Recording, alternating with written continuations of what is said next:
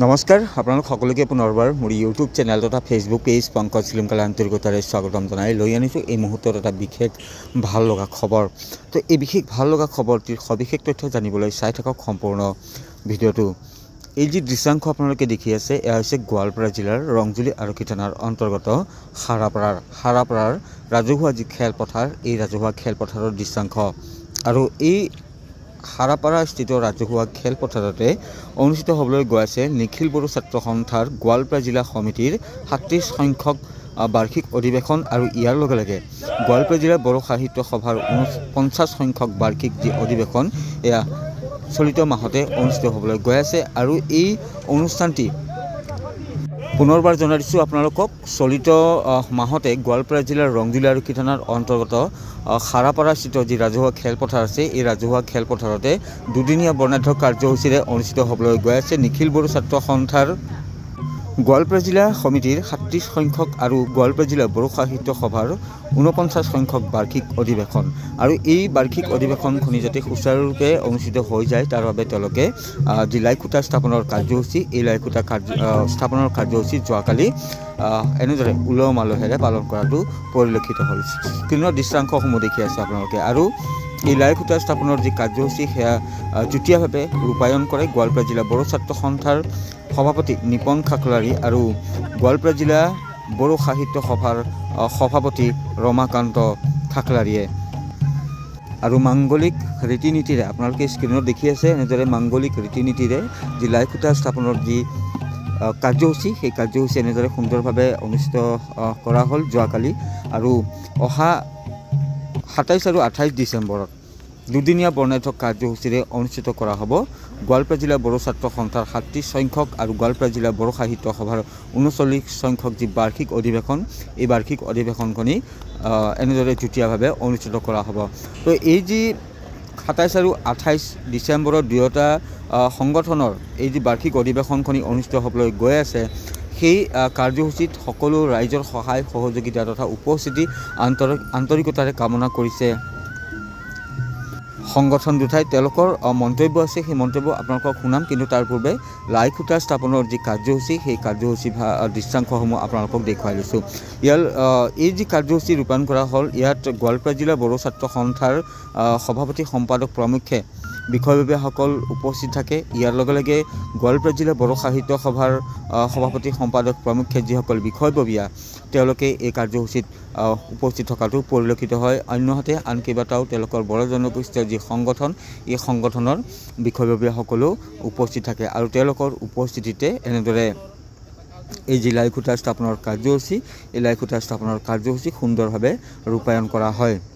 তো শেষত আপোনালোকক পুনৰবাৰ জনাই দিছোঁ যে গোৱালপাৰা জিলা বড়ো ছাত্ৰ সন্থাৰ ৩৭ সংখ্যক বাৰ্ষিক অধিৱেশন আৰু গোৱালপাৰা জিলা বড়ো সাহিত্য সভাৰ ৪৯ সংখ্যক যি বাৰ্ষিক অধিৱেশন, এয়া যুটীয়াভাৱে গোৱালপাৰা জিলাৰ ৰংজুলি আৰক্ষী থানাৰ অন্তৰ্গত হাৰাপাৰাৰ যি ৰাজহুৱা খেলপথাৰ আছে, সেই ৰাজহুৱা খেলপথাৰতে অহা ২৭ আৰু ২৮ ডিচেম্বৰত দুদিনীয়া বৰ্ণাঢ্য কাৰ্যসূচীৰে অনুষ্ঠিত কৰিবলৈ লোৱা হৈছে। মন্তব্য আছে, সেয়া শুনাইছোঁ আপোনালোকক। আমাৰ গোৱালপাৰা জিলা বড়ো ছাত্ৰ সন্থাৰ বছৰকীয়া অধিৱেশন লগতে গোৱালপাৰা জিলা বড়ো সাহিত্য সভাৰ বছৰকীয়া অধিৱেশনৰ আজি লাইখুঁটা স্থাপন কৰা হ'ল। এই চাৰাপাৰা খেলপথাৰত আমাৰ আজিৰ এই কাৰ্যসূচীখন আৰম্ভ কৰা হ'ল। আমাৰ এই মাহৰ বা ডিচেম্বৰ মাহৰ ২৭-২৮ তাৰিখে আমাৰ এই কাৰ্যসূচীখন আমি ঠিক কৰিছোঁ। আমি এই কাৰ্যসূচীখন আমি প্ৰথমখন আজি কাৰ্যসূচী হিচাপে আমি লাইখুঁটা স্থাপন কৰিলোঁ। আজিৰ পৰা এই ফিল্ডৰ বিভিন্ন আমাৰ কাম কাজ আৰম্ভণি হ'ব। লগতে আমাৰ ২৭ তাৰিখে আমাৰ ৰাতিপুৱা ৯ বজাৰ পৰা আমাৰ কাৰ্যসূচী আৰম্ভ হ'ব। ৰাতিপুৱা ৯ বজাত আমাৰ ডেলিগেট ৰেজিষ্ট্ৰেশ্যন আমাৰ আৰম্ভণি হ'ব।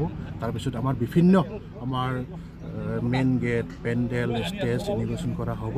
লগতে আমাৰ ভলীবল প্ৰতিযোগিতা আমাৰ ১১ বজাৰ পৰা আমাৰ আৰম্ভ হ'ব। লগতে আমাৰ লিটাৰেৰী কম্পিটিশ্যন থাকিব। লগতে আমাৰ সন্ধিয়া আবেলি ৩ বজাত আমাৰ যৌথভাৱে কি ক'ব আৰু আপচুৰ আমাৰ যৌথভাৱে এটা মিটিং থাকিব। তাৰপিছত আমাৰ ডেলিগেট সন্ধিয়া ৬ বজাত থাকিব। ৬ বজাৰ আগে ৫ বজাত আমাৰ এটা শান্তি সমৃদ্ধিৰ কাৰণে আমি বন্তি প্ৰজ্বলন কাৰ্যসূচী লৈছোঁ আমাৰ 5 বজাত থাকিব লগতে সন্ধিয়া 7 বজাত আমাৰ কালচাৰ প্ৰগ্ৰাম থাকিব তাৰপিছত আমাৰ 28 তাৰিখে আমাৰ অপেন ছেশ্যন হ'ব অপেন ছেশ্যনৰ আগতে আমাৰ ৰাতিপুৱা 8 বজাৰ পৰা আমাৰ ফ্লেগ হোষ্টিং কাৰ্যসূচী হ'ব তাৰপাছত আমাৰ ৰাতিপুৱা 11:30 বা 4:15 বজাৰ পৰা আমাৰ অপেন ছেশ্যন আৰম্ভণি হ'ব আমাৰ অপেন ছেশ্যনত চিফ গেষ্ট হিচাপে আমাৰ থাকিব নিখিল বড়ো ছাত্ৰ সন্থাৰ মাননীয় সভাপতি দীপেন বড়ো ডাঙৰীয়া থাকিব লগতে আমাৰ বড়ো সাহিত্য সভাৰ উপ সভাপতি মাননীয় নীলিমা বসুমতাৰী মেডাম থাকিব লগতে আমাৰ ইনিগেটৰ হিচাপে থাকিব বড়ো কছাৰী ৱেলফেয়াৰ অট'নমাছ কাউন্সিলৰ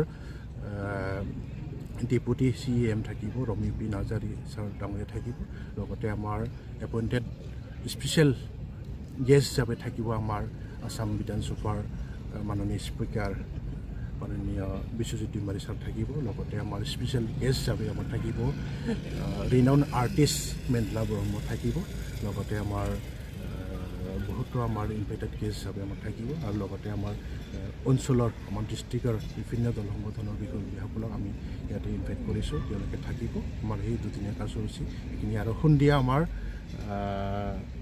7 বজাৰ লগে লগে আমাৰ বিশেষ আকৰ্ষণ কালচাৰ নাইট ৰখা হৈছে আমাৰ জনপ্ৰিয় কণ্ঠশিল্পী মনসুম বড়ো আহিব লগতে মনসুম বড়োৰ লগতে ৰুমি ৰাণী তেওঁলোকে থাকিব আৰু অঞ্চলৰ আমাৰ ছিংগাৰসকল থাকিব আমাৰ দুদিনীয়া কাৰ্যসূচী এইখিনিয়ে আমাৰ গোৱালপাৰা ৰাইজৰ সকলো ৰাইজক আমি আহ্বান জনাইছোঁ আমাৰ এই দুদিনীয়া কাৰ্যসূচীত সকলোৱে দলে বলে আহি সহযোগিতা কৰে আমি গোৱালপাৰা জিলা বড়ো ছাত্ৰ সন্থা লগতে গোৱালপাৰা জিলা বড়ো সাহিত্য সভাৰ হৈ অনুৰোধ জনালোঁ